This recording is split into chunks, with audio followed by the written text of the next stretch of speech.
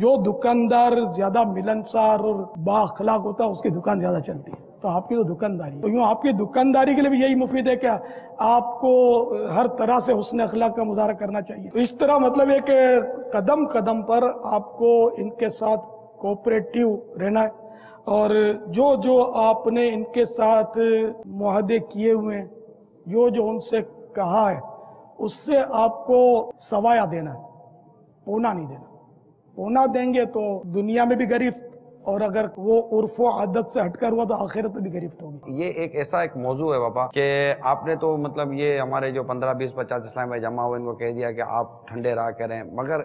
گرمی، کام کا لوڈ، پھر ان کو کھانا پیش کرتے کرتے کرتے کرتے بھی زندگی نکل جاتی ہے۔ ایک وقت ہوتا ہے لیکن ایک وقت کا کھانا رہ گیا، تھوڑا ٹھنڈا رہ گیا، 1-1.5 گھنٹہ لیٹ ہو گئے، اور کوئی اس طرح کے پرابلم، بلکہ آپ نے تو کہا اے سی والی گاڑی دے، اے سی والی گاڑی دے دی، اب گاڑی اے سی بیٹھ گیا، اس کے باوجود بھی جو ان کو جو سامنے سے جو پرابلم آتی ہے، پھر جو مالکان ہوتے ہیں نا، عموماً مالکان، کیونکہ مالک کی تو ایک اپنی آمدنی لگی ہوتی ہے، اس کو تو ماریں گے بھی نا تو بھی مالک چپ چاپ مار کھا لے گا، لیکن جو عملہ ہوتا ہے نا ان کے ساتھ، وہ نہ مار کھائے گا نہ وہ ان کی باتیں سنے گا، وہ عملہ بولے گا، وہ ہم کو پتا ہے کہ میں نے کون سی تنخواہ بڑھ جانی ہے اگر میں ان کی 2 باتیں سنوں گا، تو ایسا تھوڑی کہ آدھی تنخواہ کام کی اور آدھی تنخواہ باتوں کی میں لیتا ہوں، میں تو کام کی تنخواہ لیتا ہوں، یہ کام کے ساتھ تو باتیں کون سنے گا، تو وہ اتنی بدتمیزیاں اور ایسے معاملات تو لڑائی جھگڑا ہو جاتا ہے کہ اس میں پھر مالکان کیا کریں گے۔ تالی بجتی ہے دعات سے، ایک طرف تو حاجی بھی پھرتا ہے، وہ پریشان ہوتا ہے، دوسری طرف ہمارے آدمی جو ہوتے ہیں عملے کے، بعض اوقات ان کی بھی مطلب ہے کہ وہ ٹیمپر ان کا بھی لوز ہو جاتا ہوگا، تو یوں مزید گڑبڑ ہو جاتی ہوگی، اس لیے آپ کے ماتحت جو عملہ ہے ان کی تربیت ضروری ہے۔ حاجی لاکھوں لاکھ ہے، ہم نے اگر ان کو سمجھا بھی دیا تو ایک بار سمجھانے سے تھوڑی یاد رہتا ہے سب، اور تربیت ہو جاتی ہے، بار بار 1000 بار سمجھانا پڑتا ہے، تو ایک بار سننے کے لیے نہیں آتے تو 1000 بار کیا آئیں گے۔ تو اس لیے ان لاکھوں کو تو سنبھالنا بہت مشکل ہے، اگر یہ سینکڑوں اگر ترکیب میں آ جائیں گے تو انشاءاللہ وہ لاکھوں کی ترکیب بنا سکیں گے۔ لوگ بندر کو بھی قابو کر لیتے ہیں، ریچھ کو بھی قابو کر لیتے ہیں، ہاتھی کو بھی قابو کر لیتے ہیں، تو آپ یہ چند حاجیوں کو قابو نہیں کر سکتے۔ اس میں اپنے طریقہ کار پر غور کریں گے، کہیں اپنے میں تو کوئی ایسی بات نہیں جس کی وجہ سے یہ بپھر رہا ہے۔ اس میں مجھے ایسا لگتا ہے کہ حاجی کو اگر آپ مجھے اتنا واسطہ تو نہیں پڑتا مگر جو سنتے رہتے ہیں کہ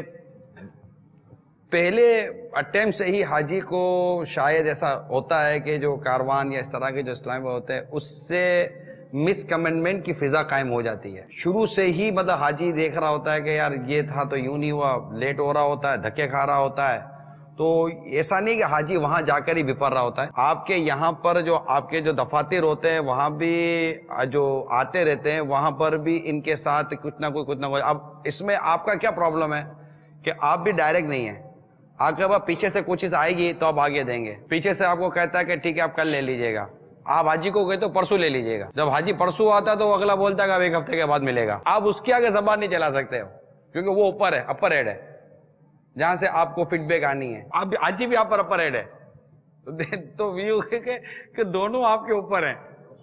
ہاں یہ ایک سے کاروبار آپ کا مطلب کہ وہ آپ کو ہاتھ دے گا تو آپ کا ٹریول چلے گا، اور اگلا حاجی آپ کو پیسہ دے گا یا آپ کو بزنس دے گا تو آپ کی وہ یہ کاروان وغیرہ سب چلے گا، تو ہے یہ کہ دونوں طرف اوپر سے جو ہے نا اور آپ ہے بیچ میں، تو وہاں سے پورا ہوگا نہیں،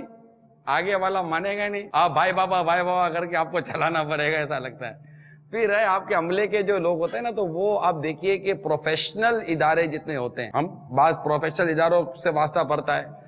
آدمی لاکھ کسٹمر ان سے بدتمیزی کرے نا، پروفیشنل والوں کو غصہ نہیں آتا، یہ ان کی تربیت کا حصہ ہوتا ہے، ان کو غصہ نہیں آتا۔ آپ کے پاس موبائل ہر ایک کے پاس ہوتا ہے، آپ جب سروس سینٹر پہ آپ فون کرتے ہیں آپ یا کسٹمر سروس ہی میں چلے جائیں یہاں پر اور آپ آ جائیں ان کے اوپر جتنی چڑھائی کرنی ہے کریں، مزہ لے کے وہ آپ کو 2 الفاظ کہہ دے، آدھے گھنٹے کے بعد جا کے بولے گا جی اور کوئی کام ہو تو حکم فرمائیے میں حاضر ہوں، ہمارا آدمی یہ بولے نہ بولے نا، بہت کم ہوتا ہوگا، تو یہ عموماً بولتے نہیں کیونکہ ہمارے یہاں تربیت کی کمی ہے، ہم نے بھی جن کو اپنے عملے کا حصہ بنایا ہوا ہوتا ہے ان کی تربیت کی کمی ہے، اس لیے میں آپ کو تو یہ مشورہ دوں گا کہ کم از کم یہ کہ آپ اور آپ کے عملے کے جو اسلامی بھائی ہیں اگر یہ ہر 30 دن میں 3 دن مدنی قافلے کی نیت کر لینا تو امید ہے کہ انشاءاللہ ضبط و صبر کا مادہ وہ پیدا ہوگا کہ ہم دیکھتے رہ جائیں گے۔ تربیت اور تنخواہ یہ دونوں کا بھی اس میں مطلب ہے کہ حصہ ہوتا ہے، تو اگر یہ دونوں چیزیں آپ بھی شامل کر لیں گے، آپ کا کاروان دوڑے گا نہیں انشاءاللہ اڑے گا. ان دونوں میں خرچہ لگا ہوا ہے نا, یہی کہ اپنا نفع کٹے گا. میں ایک بزنس میں ایک بیپاری والی بات کر رہا ہوں کہ جب آپ کوالٹی, وہ تو نفع تو وہ بڑھے گا باپو جس کی طرف آپ توجہ فرما رہے ہیں. نفع دوسرے سینس میں یوں بڑھے گا کہ آگے جا کر, ابھی تو فی الحال آپ کا نفع کٹے گا کیونکہ جب آپ سروس کے اوپر اور ویل سیلری کے اوپر اور ان کی ٹریننگ یا تربیت کے اوپر جب آپ اپنے اخراجات کریں گے تو ڈیفینیٹلی کہ آپ کے ایکسپینس میں کمی, آپ کے خرچے بڑھ جائیں گے, نفع کم ہو جائے گا. لیکن آگے جا کر جب یہ مشہور ہو جائے گا کہ یہ وہ کاروان ہے جس میں یہ سارے معاملات نہیں ہوتے, تو وہ آپ کا یہ سمجھے کہ یہ خرچہ ایک as a invest point of view پر ٹریٹ کیا جائے گا جیسے ایڈورٹائزمنٹ ایکسپینسز ہوتے ہیں, تو وہ لیکن وہ بڑھے گا. لیکن بابا آپ کو لگتا نہیں ہے کہ اس شعبے میں بھی اپنی وہ تحریک کا بہت مطلب اس میں کردار ہے؟ کفل مدینہ اگر یہ کفل مدینہ مل جائے نا تو کون لڑے گا, دیوار کو کون ٹکڑے مارے گا. مجھے اپنی اور ساری دنیا کے لوگوں کی اصلاح کی کوشش کرنی ہے.